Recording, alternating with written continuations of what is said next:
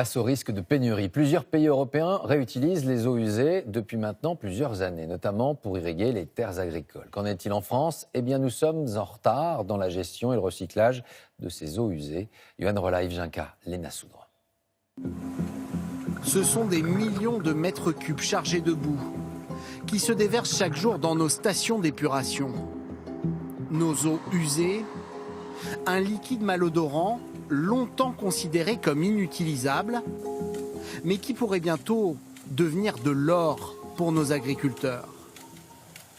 Sur cette parcelle de l'île de Ré, c'est déjà une réalité. Ici, 14 hectares de pommes de terre, une culture gourmande en eau, entièrement irriguée grâce à ces vannes reliées à la station d'épuration. C'est de l'eau retraitée propre en fait. Une eau recyclée pas tout à fait buvable, mais qui convient parfaitement pour irriguer des légumes et même pour se baigner. Sans ce système d'irrigation très particulier, arroser ce terrain sablonneux aurait été mission impossible.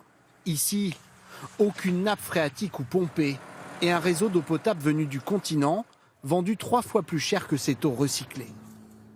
Ça me coûte entre 70 et 80 centimes le mètre cube.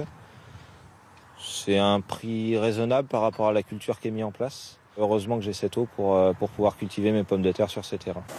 Il y a encore 5 ans, toutes les eaux usées de la flotte en Ré étaient assainies dans cette station d'épuration, puis rejetées en mer. C'est pour aider ces agriculteurs que la commune a décidé d'en recycler une partie.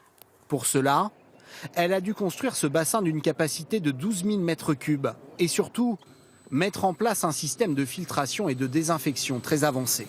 On passe à l'intérieur de ce réacteur UV. Donc là, vous avez 20 lampes de 300 watts chacune. Et pour la désinfection finale, ça tue toutes les bactéries et les virus.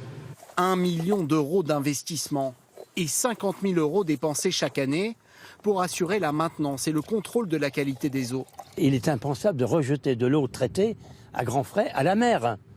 Donc on manque d'eau et on rejette à la mer. Donc pour nous, c'était vital donc, de recycler les eaux issues de la station d'épuration. Impensable, et pourtant ce recyclage reste une solution très confidentielle sur notre territoire, où moins d'1% des eaux usées sont réutilisées. Loin derrière l'Espagne ou l'Italie, qui les réutilisent pour 10% de leurs irrigations, ou encore d'Israël, région aride où des réservoirs comme celui-ci de 500 000 mètres cubes permettent d'irriguer 80% des cultures. Pour rattraper notre retard, plusieurs solutions de désinfection sont à l'étude dans le département de l'Hérault, comme cette plantation de roseaux ou ces pompes équipées de membranes. Des équipements bientôt indispensables pour faire face à l'augmentation de nos besoins, selon cet expert. Le changement climatique, la raréfaction de la ressource fait que les gens commencent à être hypersensibilisés par rapport à ça.